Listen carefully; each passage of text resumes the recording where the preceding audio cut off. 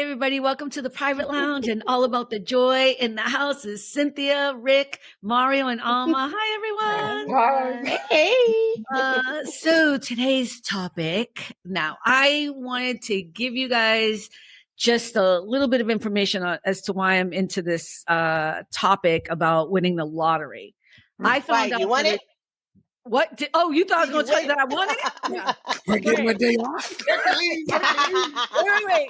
You think I would have sent you an email, been like, here is the link to the private lounge? No, it would have been a nice little Venmo. I would have been like, first of all, I would have had like my assistant that you guys would all of a sudden be introduced to. Like, who is that? A new assistant. You were like, show's canceled for today. Show's canceled for forever. Carmen is on an island. I went and bought a lottery ticket the other day because every once in a while I'll buy one. And the woman behind the counter, she's very nice. And she was just like, just don't forget me if you win. And I was like, okay. I said, it's a deal, girl. You know what I mean? Like, I don't know. And so I got in my car and I went to work. I was feeling happy because that's what happens when you play the lottery, at least for me, because I don't play it all the time. I start dreaming about the possibilities, you know? Now, just for the record, I looked this up. I can't believe it's true.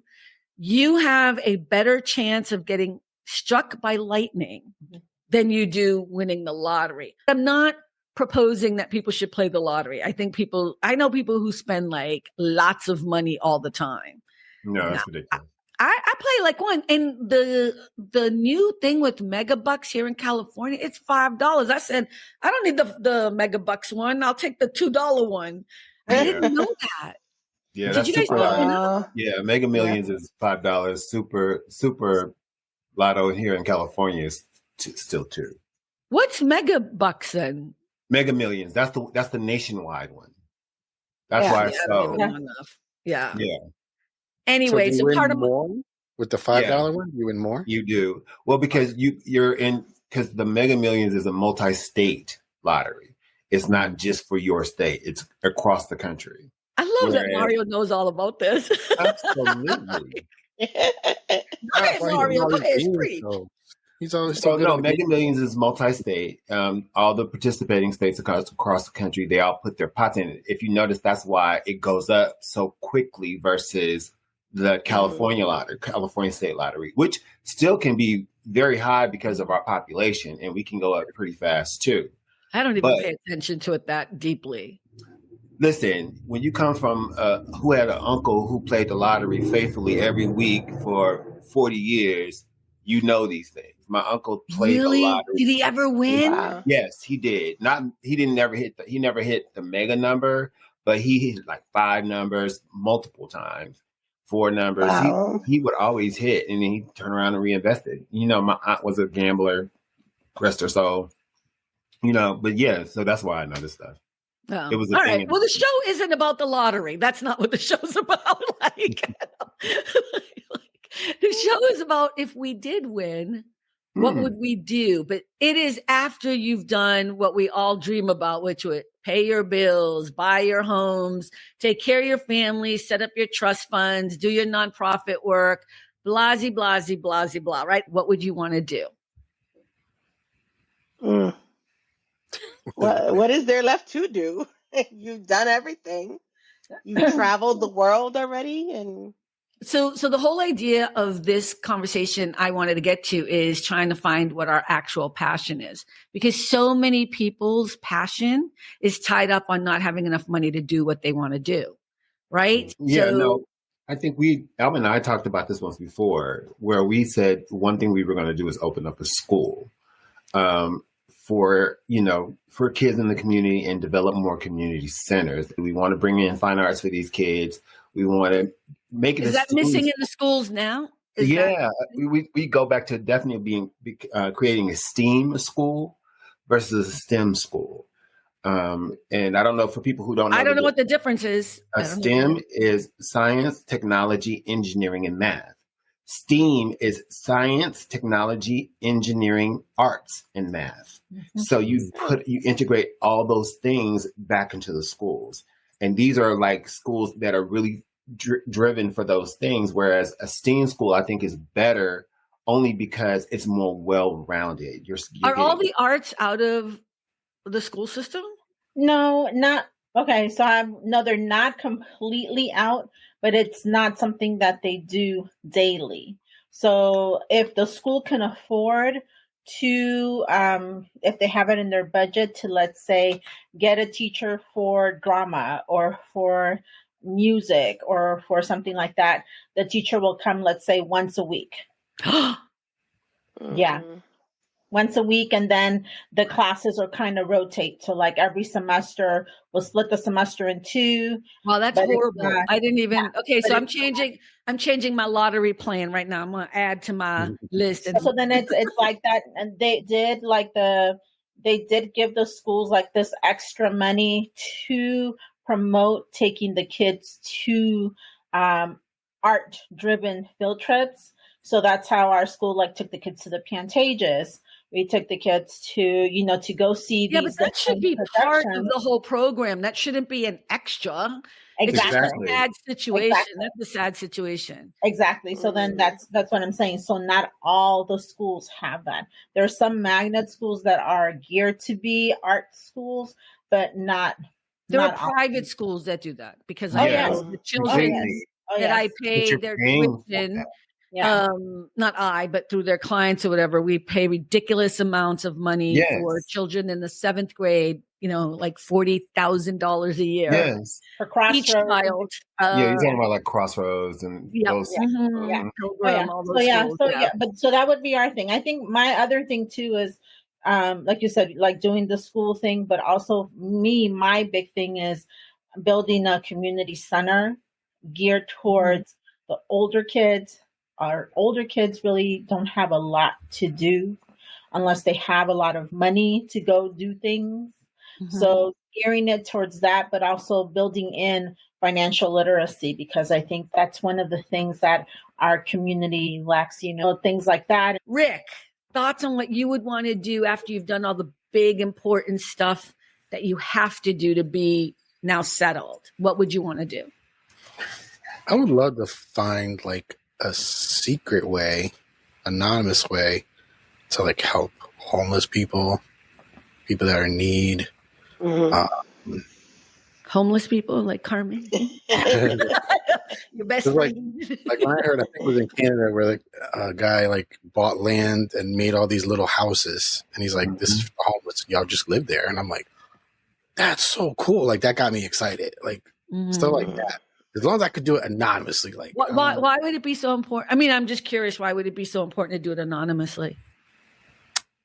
I don't need any glory or pat on the back. I don't need that. Nor do I want that, to be honest with you. So yeah, I'm gonna hold y'all to it. I gave you money. I won the lottery. I shared it. Every outfit you wear should be "I love Carmen." All about the joy. On the back, all about the joy. I love Carmen. No. Another thing too is I would always had a dream. So many people that have done it have said they've come back after it and they're just changed. Is go like on a missionary trip, maybe several. Oh yeah, I can totally see do that. Yeah, they say when you come back from that and you realize, child, you ain't got nothing to complain about. Look at how they're living. It's like, oof. Yeah. That too. I think that would be beautiful. I think the idea of giving homes to the homeless. I mean, of course, there's so much more involved in that, right? Because of the bureaucracy that we're in. I mean, every state has their issues. I know California tries. They've tried the turnkey thing. They've tried so many things, but it's not just one problem, right? Homeless people are all different people. They're not all the same. They're not all alcoholics. They're not all this or all that. So everybody needs something else. And so what I would say is just to piggyback on what you're saying, I thought about the same thing. I didn't even think about the anonymous thing because I don't care. I would do a trust, so you wouldn't know my name anyways. You'd know whatever the trust name is. And I would do the same thing. But what I would do that would be different is I would want to hire one person for each family or each person. So for example, I'd hire another person and I'd pay them whatever, $70,000, $80,000 or $100,000 a year, depending on what part of the country you're in. And that person would be like their sponsor, not as an alcoholic or whatever, but somebody that they can go to and say, you know what, I don't know how to do this. Or, oh yeah, I'm supposed to go to the doctors this week. Because I think one of the things that people don't understand about homeless people is you lose your way because you lose a sense of self and time and understanding because you're in survival mode. Does that make sense? Yeah. So the normal thing, like when I'm sad or I'm tired, I just come home and I'm like, you know what? I'm not going to go out with my friends and that. I'm going to go lay down on my bed, whatever. Homeless people aren't doing that. Homeless people are like this all the time. Angst, you know what I mean? And so for me, what I would add to what you're doing, Rick, is I would want one person for at least 1 year.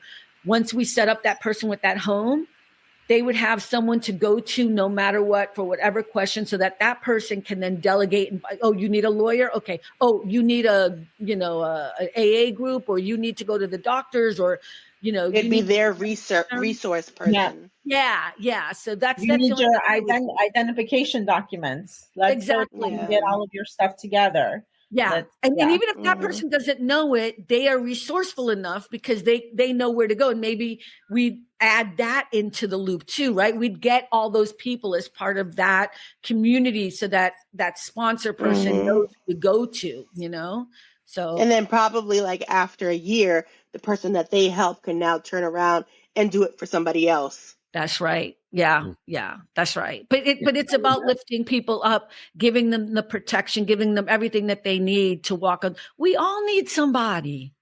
We all need somebody to walk on through, Why would we think when you're homeless and you have no money, no job, no nothing, and you have issues like everyone else does, that you would be able to do that alone?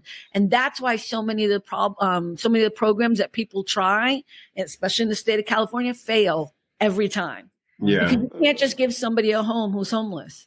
I completely agree with that, because then, piggybacking off of that, it's like when you do that, like if you go and you buy the land and you build these homes, also build a medical clinic, also build, you know what I'm saying? Because they're going to need a community. They're going to need a community. And it takes time to build that. It takes time to build that stuff up. Yeah. Cynthia, what you got for us, girl? She going to the street. She going straight. Seeing as I live in Boston, Wait, what are you doing? You're building Disney in Boston? Is that what you just said? Yeah. I'm an investor. Sign me up. I'll visit that one. No, I said since I live in Boston and there's such like homeless and a drug problem here, especially near the main hospitals and stuff like that, probably build more rehab centers, because that's one big thing that we're lacking here is rehab centers. And, you have a lot of homeless who do drugs right out on the street next to these hotels. Like they built so many hotels. It's like, why? We don't need more hotels just to make it look like New York. Well, yeah, make it look all congested like New York. We need more places for people to get help. We need places for people not to get in trouble to the point that they need to go on drugs and alcohol or whatever. Yeah. There's so many systemic issues in what you're talking about. The idea that you would fall that far that's a far place to go. And I think because we just throw out the word unhoused or homeless or whatever, we've now put them in this category, and we don't realize what each individual person has gone through to get there. Yeah, their whole story. I love this.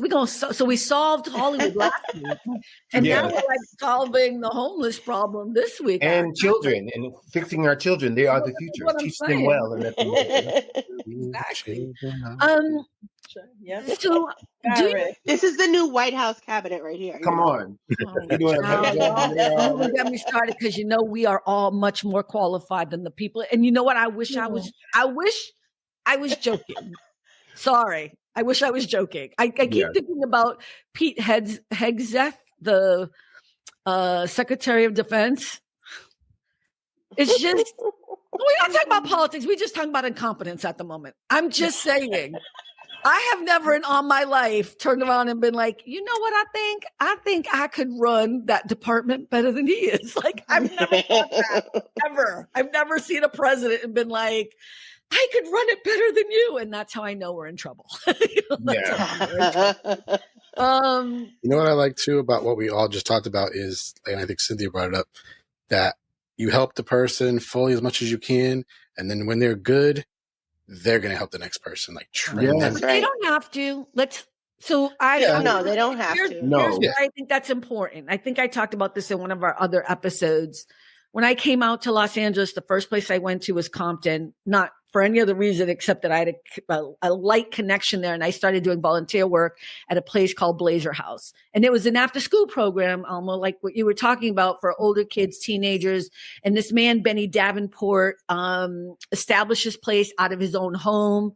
He ended up getting some funding. I think it was Paul Mitchell. It is Paul Mitchell who was helping him, whatever. And these kids, and I was like, you know what? These are my people. This is me. I grew up like this, whatever. And after, I don't know, I was there for maybe 7 months. I couldn't do it anymore. And the reason why I couldn't do it anymore is because it was too close to me. It's still too, like, I was not effective. I was not helpful because I would come home and cry all the time, or I'd remember, or I'd have my own little triggers, or, you know what I mean? And I was destroying my own spirit. And it's about healing or whatever, but that's why I say I want to be careful on that too, because if they want to, that would be a great thing, but maybe their way of helping is becoming the people they're supposed to be.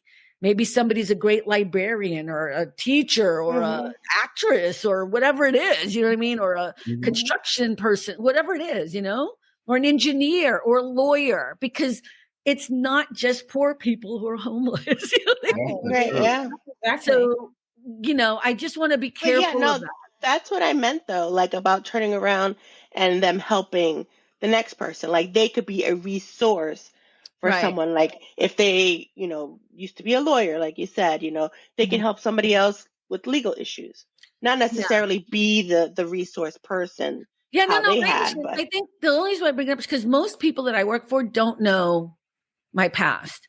Unless it's years later, then they're like, you have a book? You know what I mean? Like they'll like someday do a Google search and they'll be like, let me see who my right-hand person has been for the past 5 years. Let me do a Google search.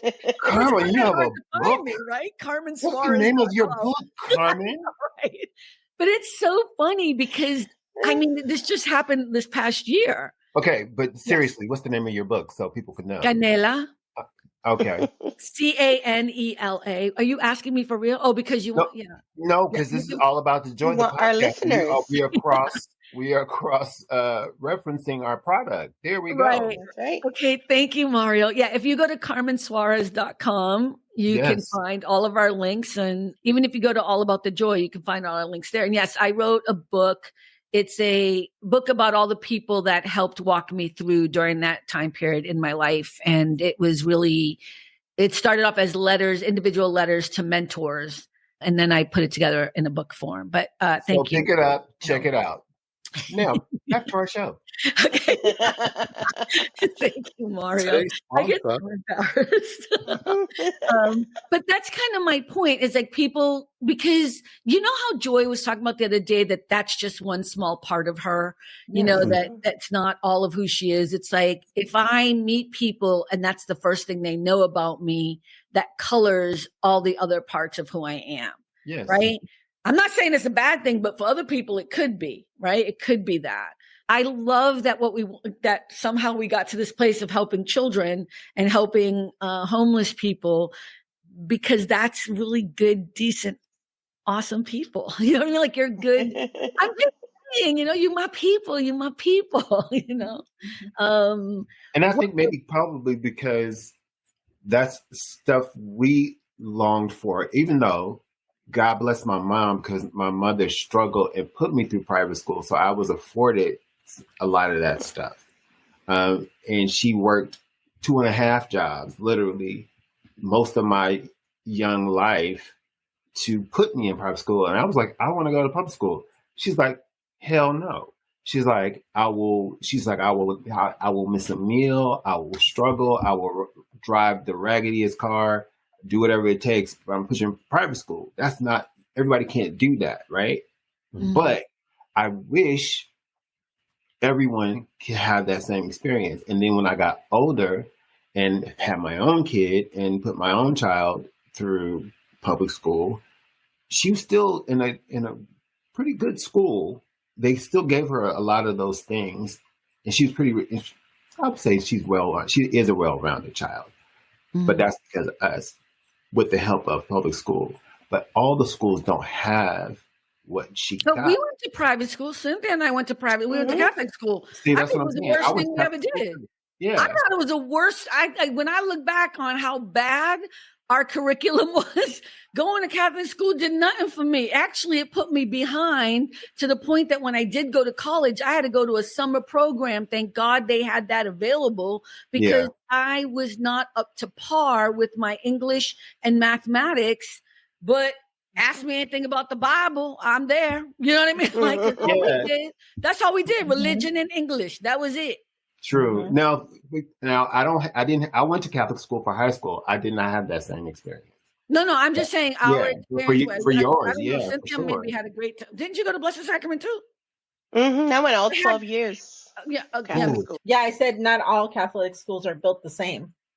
You Mm. know, so even though, they're all Catholic schools, they all set their own curriculum. Yeah. Yeah, and our school was in it was the Sisters of Poverty, and they were not kidding. They were poor as hell. Like, and we were poor as hell. That was it. Yeah. But and we I just never lived in the went to archdiocese, so we could go. What, Rick? I said I had the parents of poverty because we didn't have no public school. We went to public school. Private school, what's that? I didn't even know there was such a thing for years as a kid. What's a private school? I didn't even know. Yeah. I mean, I think the schools in the neighborhood when I grew up, it's not that they were bad. It's that the Latinos in our neighborhood thought that the better school was the Catholic school, because I have to tell you, I remember knowing that Boston Latin, all them schools were better than our school. We knew it. Yep. But our parents, because they were all very religious, I'm doing quotes because I don't know how religious they were, but they were religious. They were like, no, you're going to go to the Catholic school, even if we have to pay. And I know we couldn't really afford it, but they had like sliding scales or whatever. And that's how I was able to go. Yeah. For sure. They had because you lived in the archdiocese, and if you went to church 19 times a week or whatever it was, whatever the requirements were. No, I wasn't Catholic at all. Still not, but and we had to pay more. My mother had to pay more because we weren't Catholic. That's horrible. Yeah. We had to pay more because I was not Catholic.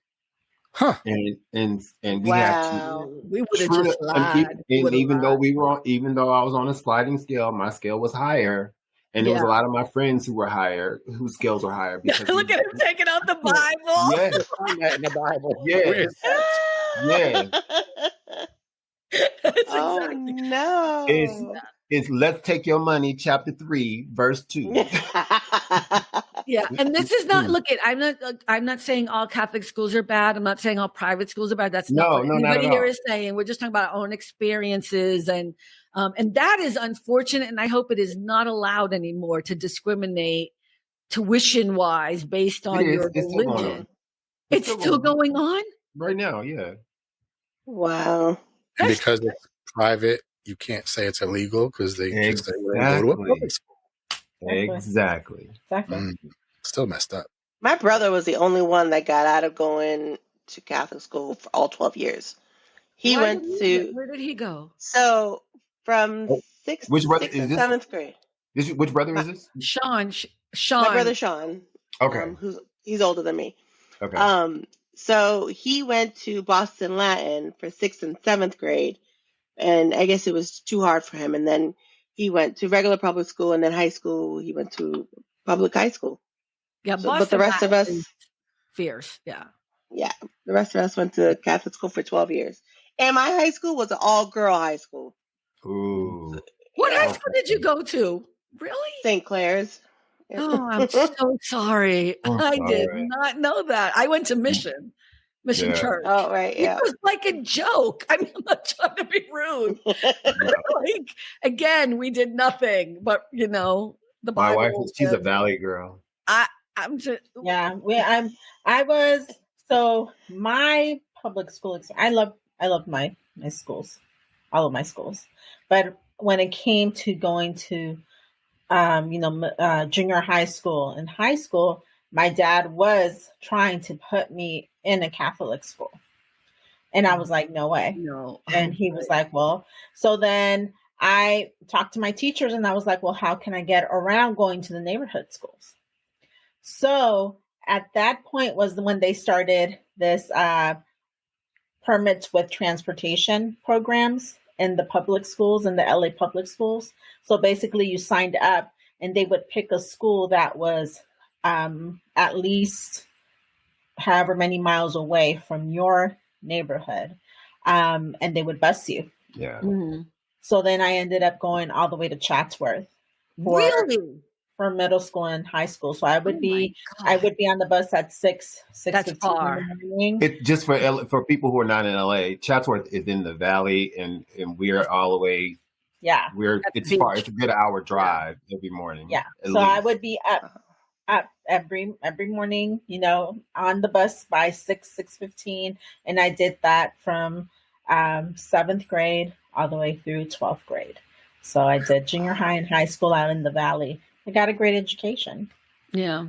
I really did. I got a great So education. I'll say this about education, and don't get mad at me, Alma, but we need a little fireworks anyway. So some of the people that we went to grammar school with, that we went to Blessed Sacrament with, right, which was our grammar school, Catholic school, whatever, they ended up not going to the same high school we went to. And they went to Boston Latin. They went to all the other great schools, the Milton Academy, right? All the big time schools that you could get into. And these people, I hate to say it, but the ones I'm talking about were all white and all had money. Now, they didn't really have money because they grew up kind of in the same area we did, but they had a car. You know what I mean? So they were wealthier or whatever it was.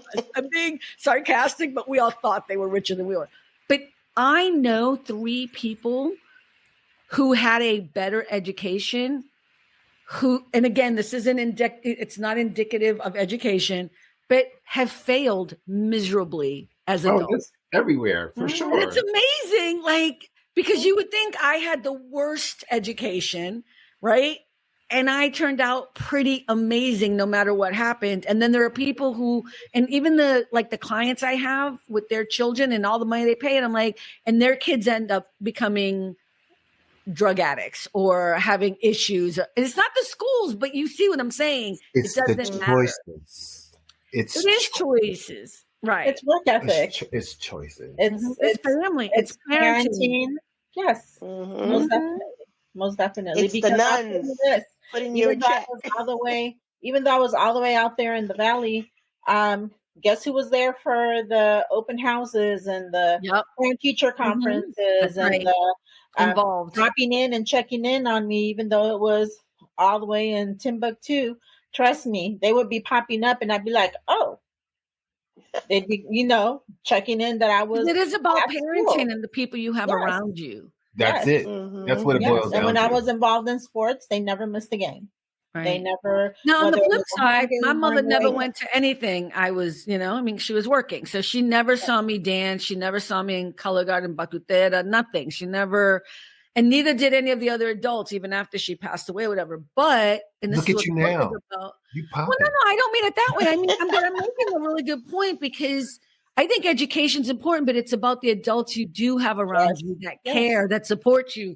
Yes. My 7th grade teacher, everybody knows Alice McIntyre, because I talk about it all the time, Miss Theopolis, Mhm. Mr. Bernanzani, like these teachers, they came to my performances. They supported me. Mr. Bernanzani would come and pick me up and make sure I would go, like he would pick me up so I would, like at my house, and he would take me to school, even though he wasn't my teacher. And I know today people would freak out about that. Yeah, that's a big no-no now. Mhm. I know. And I'm not, but that man did nothing. So I just want to say, Oh, yeah. Right, Totally no, different era. sure. he cared about the kids. You know what I mean? So I wasn't Yeah. the only one. He was like, it's on my way. And this way I'll make sure these kids don't fall through the cracks. Mhm. Yeah. And what it meant was for me was that someone cared and I had to be there because he was going to be there, And it's kind of that thing, who do you have around you I wish we were more community driven. That's why I hope we win the lottery, and I hope you do build your school,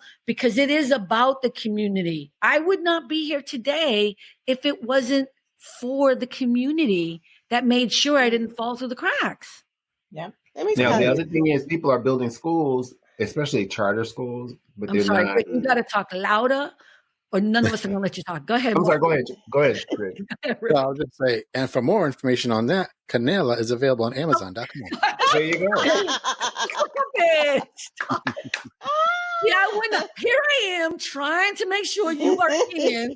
Now I'm going to let you. You're never going to talk. It's going to be a show with me, Alma, and Mario, and then sometimes Cynthia. Sometimes. So what I was gonna say was, like, my mom was always there when I was younger at all my shows and that I did in school, right?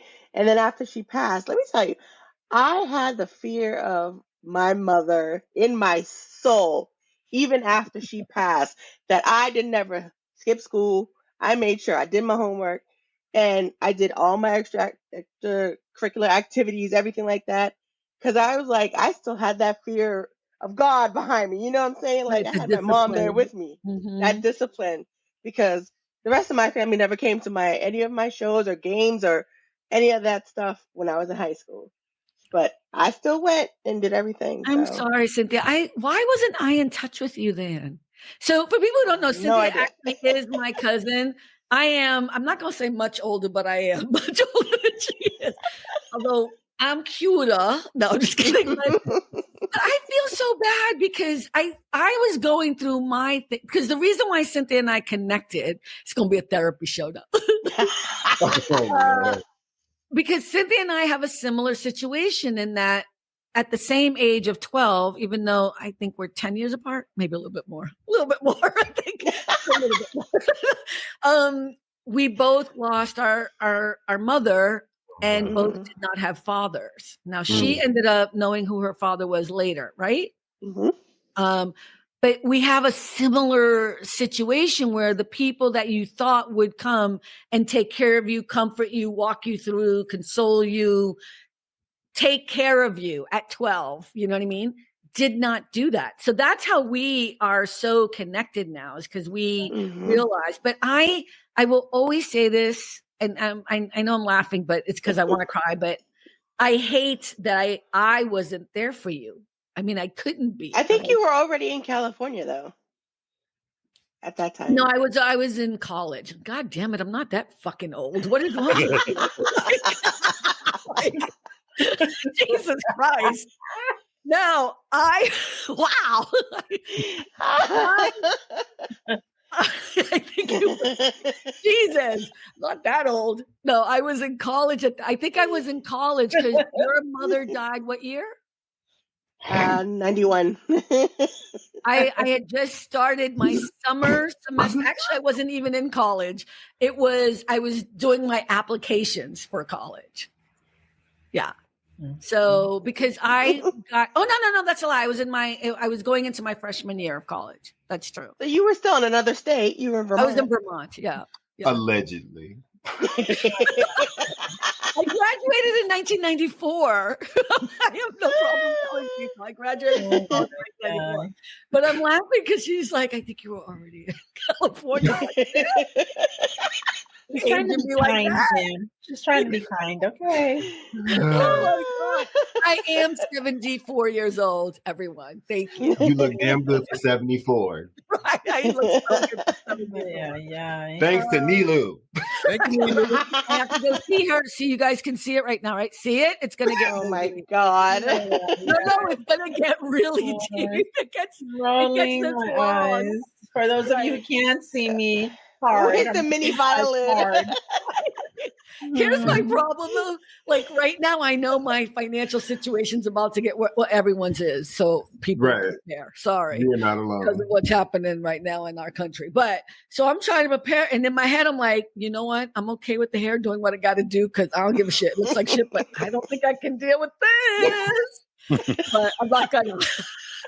I'm not going to do it. I'm not. Yeah. Luxury. And again, if I had the lottery, you wouldn't even know. We wouldn't even be No. You know. Okay, let me ask you this, and I'm going to ask Rick first, so Rick can get in there. Okay, Rick, you know I love you, right? Of course. Okay, all right. I was thinking though, when you said your mom, she was busy working, so she couldn't be there. But if it was today, she could have seen it from people taking videos, but we didn't have that back then. Yeah, that is true. You know what? I'll be honest, and this is no disrespect to my mother. I mean, I don't remember her that much, and I know she was a powerful, brilliant woman based on what everyone's told me, and I hope I'm a little bit like her. But I don't think my mother didn't take that stuff seriously. Like it was babysitting, like the fact that I liked going to do batutera, it's like baton twirling. I'm just saying it in Spanish for people who don't know. But like, I was like really into doing, and dancing con Doña Felita. And like, we would all, like, I thought I was Puerto Rican for like the first, I don't know, 8 years of my life. Puerto Rican. Puerto Rican. Because we would always sing, the anthem, and we would always wear like the thing and do this, the whole thing.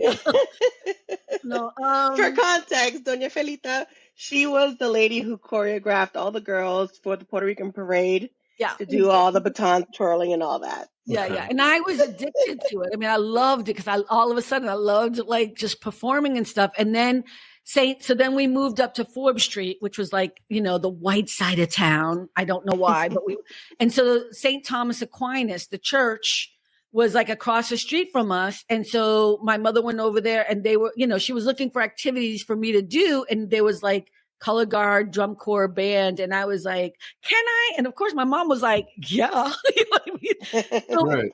It became like, I was obsessed with it, but I don't think my mother ever, it's not that she didn't care about it, but she didn't care about it. That was not her priority. She was trying to make money for the family. It was a different time, And the reason why I know this to be true is not to disrespect my mother, but my mother's other children also didn't care about it, even after she died. Like that was part of the problem is, I was this Americana. I was a different kid. I wasn't like them, and, I don't know if what I'm saying is, although I love what you said, Rick, I don't think my mother would have ever been like, oh, let me look at the video. I don't think it was that important to her because culturally it wasn't.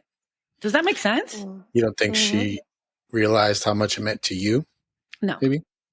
It's a cultural thing. It was more like I'm not trying to disrespect my mother. I don't want to believe things that are not factual for me. You know what I mean? Because then it actually takes away what I do remember of my mom. Okay, what? I was going to yell at me. I want to second what you're saying, that it's definitely cultural. Yeah. Definitely cultural. And I guess because my mom says I came out of the womb fighting. I was always very vocal, always very vocal. Like this day is my performance. This day is my performance, and you have to be there. Yeah. Like you have to be there. My teacher says you have to be there, and so since my parents always made it such a thing of the teachers are the authority figure, well, my teacher said you have to be there. So here's the information. It's on the fridge. It's on, like, I'm reminding you, like, a month before, a week before, the day before, that morning. Like, so somebody is going to be there. Like, I was always that kid. Yeah, I was not. When I told you I was shy and you guys all laughed at me. Cynthia, could you imagine me? You remember your mother, even if you don't remember my mother. Could you imagine telling your mother, okay, I need you to go to my show because the teacher said, no. That would have, and the thing is that, if to know my dad is this like hard. I mean, and I didn't I respected my father. I respect we feared our parents. It was that fear, but it was that fear, and I was like, whatever. Look. Dad didn't want to take pictures, and then was like, God, that's exactly how she is. And so it was, I think that's why my father and I always went toe to toe. But at the same time, my father also encouraged that in me because I was very ill from the time that I was born. Yeah. So he always, he always instilled that in me. Be strong. You're, God loves you. It was all of these things that he just poured into me. So then I was a result of all the things that he poured into me. So then it was kind of like, well, you made me like this. And that's what I would tell him. I was like, you did it. So, now you gotta. I'm jealous and You're brave. Yeah. I think for me, I was the quiet one. Yeah, I think for me it was more about I remember certain things when I was really little. I do remember certain interactions with my mom, again, in the book. Don't say the name of it again. Canela. Canela, right. But it's just one of those things where it's like what I remember about me and dancing, especially when especially the break dancing and all that stuff, because that was my time period, right? You're talking about flash dance fame. You're talking about that time. Dance? Man, I was fucking so good too. I was so good. So you could have done the Olympics? I should have been. Well, Yeah, no one. because if that Australian woman, I'm saying, right? That was Australian, right? That was a disgrace. Yeah, that was a disgrace. Okay, I could have done it now and done it better. Okay. I want to ask a clarifying question. Go ahead. Go back to what you were saying. You were very dancing. I think because it was I knew that my mother, first of all, it was more like she's busy. Like I always knew that, like you don't bother her, whatever. Like if she wants to talk to you, and then my mother wasn't mean or anything. It was just, it was like a respect thing. It was a culture thing. But I think I also I knew for me, it was a private thing that if I tried to share it with her because she wasn't really interested in it or it wasn't that important to her, it would somehow take away from it. You know what I mean? Mm. But Cynthia, you were really quiet as a kid too. You would have never, nobody would have told your mother that. And Diane would have been the only one. My older sister, she would have been the only one to talk back to my mom, and those two and then always get went at it. Kicked out of her. Yep, and then she get kicked out, taking her keys away. Oh yeah, no, the rest of us, forget it. Mm-mm. You look at my mother wrong. Oh no. My father for me. Yeah. And I'll tell you, my dad was super strict. He was super strict, but all of my older siblings did whatever the heck they wanted. And then when it came down to me, I was on lockdown. And I think that because I was on lockdown and I couldn't do stuff with my friends, that wasn't school involved, that's why I was so adamant. Okay, I'm doing all the school stuff. You better be at my school stuff.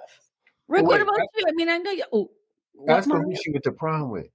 Oh God! Oh, why are you doing this to me? Who'd you go to prom with? I'm scared. I don't know.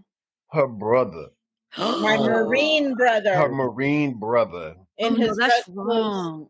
Dirty, low down, shameful, just shameful. I mean, I love my brother. He did. No, it's not about your brother. Because I'm sure he didn't want to go with me either. I'm sure he didn't. You know what I'm saying? Exactly. But he did it for me because if he didn't go with me, you wouldn't have been able to I wouldn't have gone. Right. So, so he did that for me. So, it was a bummer, but I still got to go. I still got to go and dance with my friends and do the pictures. And I got a pretty dress made. And of course it had to be white because he was wearing his dress blues. But anyways, I digress. I still got to do it. So I'm grateful to my brother because he still went ahead and went with me. That's his name. Let's give him a shout out. Yeah, David. Love you, David. David, love you, David. Yeah. My father said to us, if you want to go anywhere, you got to be home by 10. I was like, by 10 is when they're starting to gather. What you talking about? So I didn't go nowhere. I didn't do nothing. I did nothing. Yeah, be home by the time the street lights come on. Yeah. That's even earlier. Yeah. Let me ask you this question. After you win all this money, right? You have all this money, we're in that space or whatever. Is there something that you will keep exactly the same that you do today? Whether it's in your daily life or if it's maybe you'll get rid of wine, Cynthia. No, I'm just kidding. Yeah, I'm going to get rid of wine. It'll be over. I was just wondering, is there something that you would do that you still do today that you would not be able to even let go of? Interesting, huh? I would still go to our favorite restaurant, our little coffee shop, stuff like that, because, everyday people wouldn't know. I would make sure they wouldn't know. I would stay in our neighborhood, actually. Lies. Well, you know, lies. So in Wow. I California, mean, I'm just not so saying you know, here, but I'm Yeah. saying I would say in the Vicinity. True in the vicinity. Because I do love our neighborhood. yeah, I think people would know because you have to divulge in California. You can't stay. Not quiet. everybody doesn't have to know. If I'm going to my regular cafe and Right. if they don't know my name, you don't know. Right. No. You would buy the cafe. No, I'm just kidding. I was gonna say Juan will probably still go to Dunkin' Donuts, but he'll probably own one by then.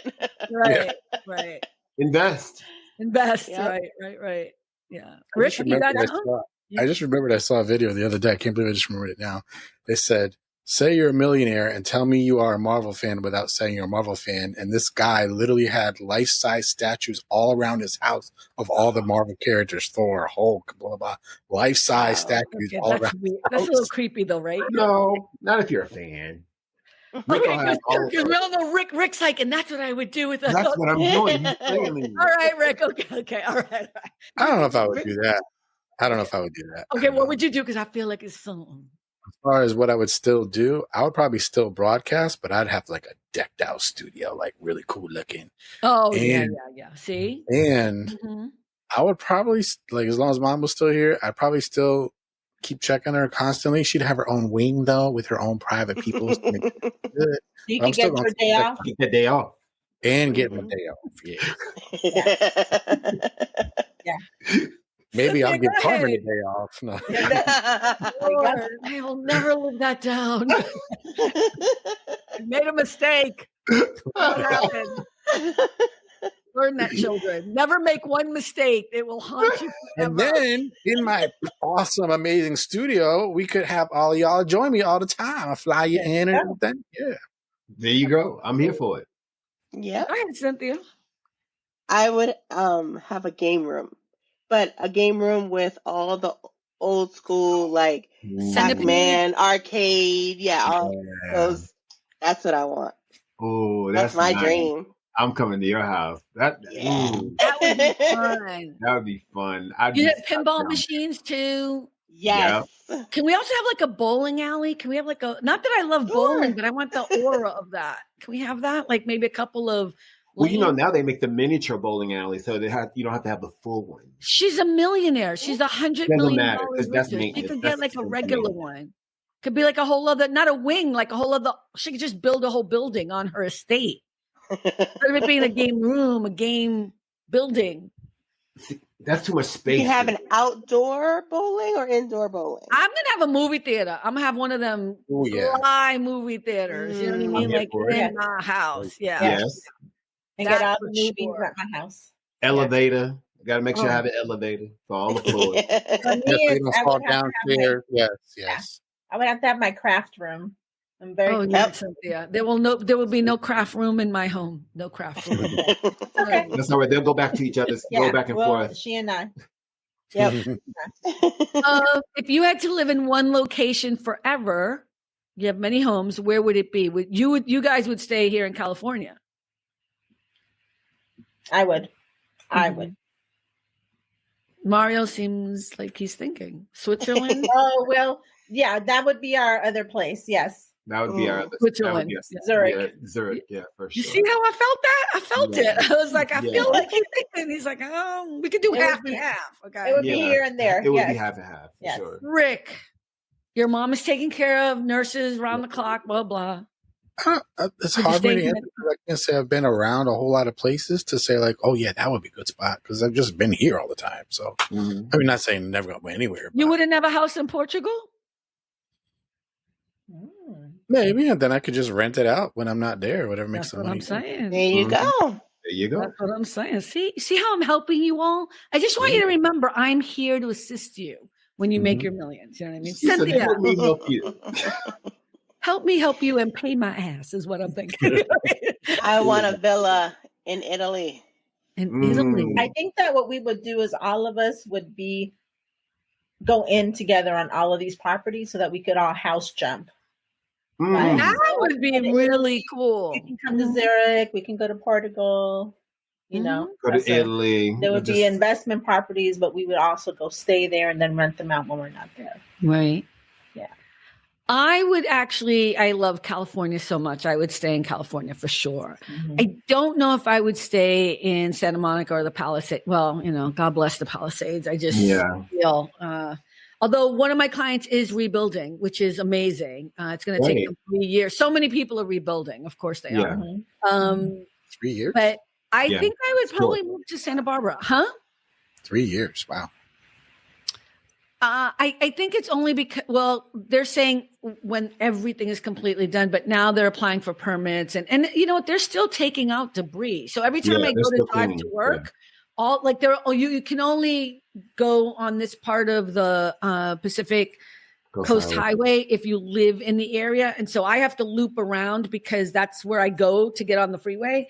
And the trucks, it's all the dumpster trucks are the ones that are going in as we're trying to go out, and it's huge, and that's every day, going and coming. So when I come home, I see them.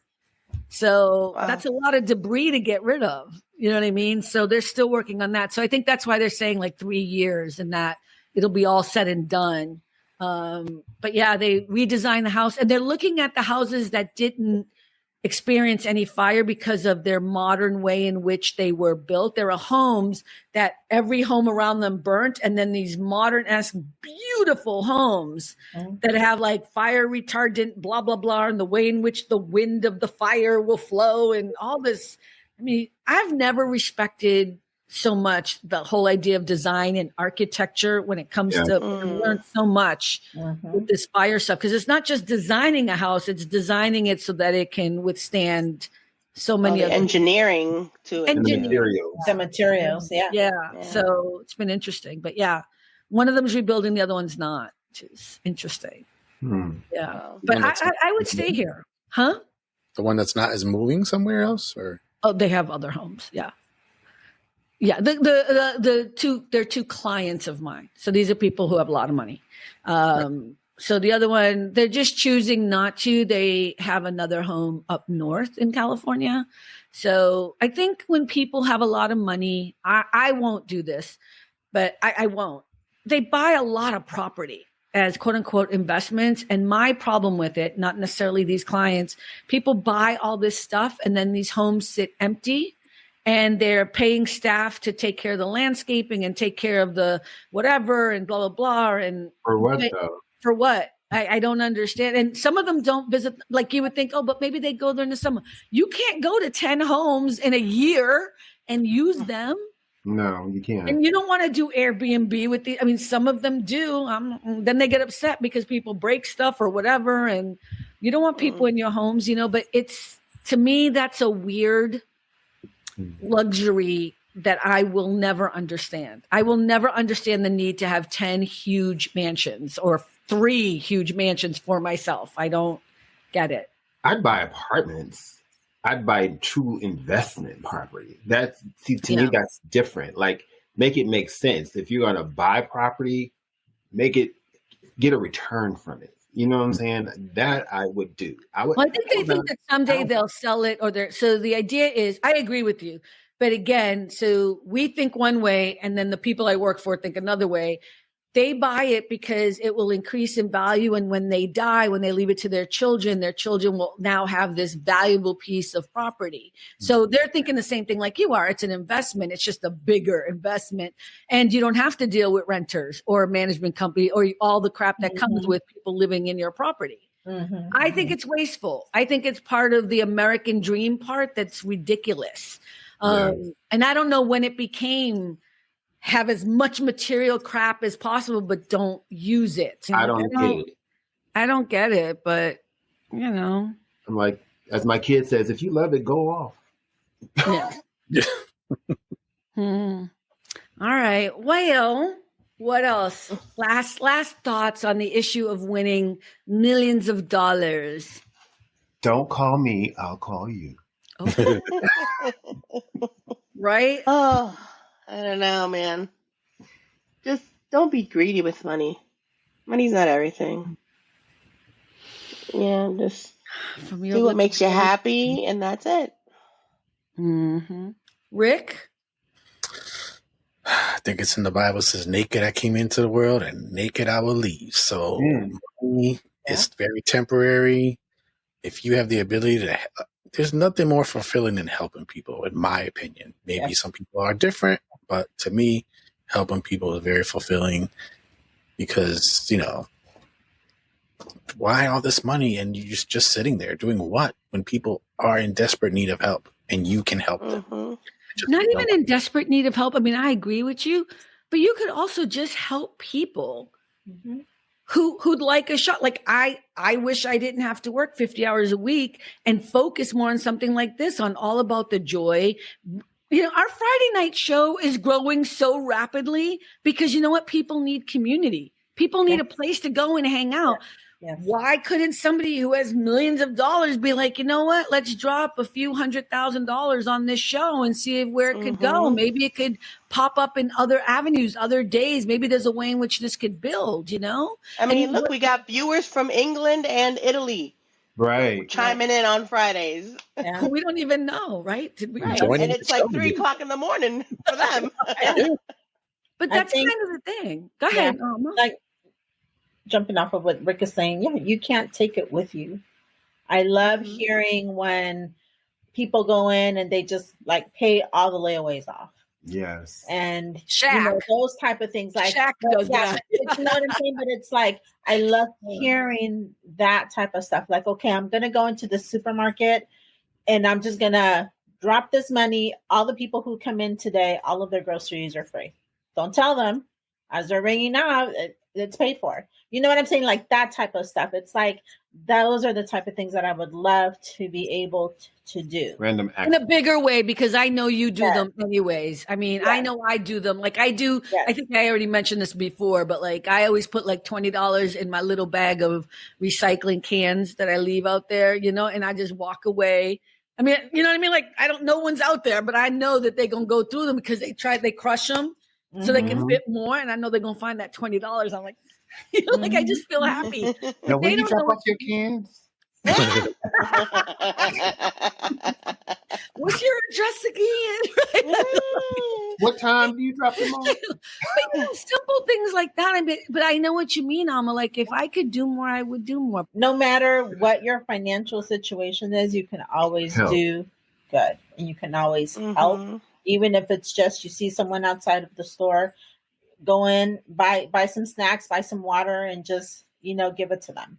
Or even just give a blessing. I mean, you don't have to be nasty. Exactly. You don't be like, oh, exactly. And it's like I've never because I was that way when I was a child. I would see someone and I would just like I couldn't eat because they were outside and I knew that they were hungry. That's right. And so I would take my food and I would take it to them. And then my mom would look at me and then she'd go order me some more food and then I'd be able to eat. But we've lost that. That for some reason we've lost that instinct of taking.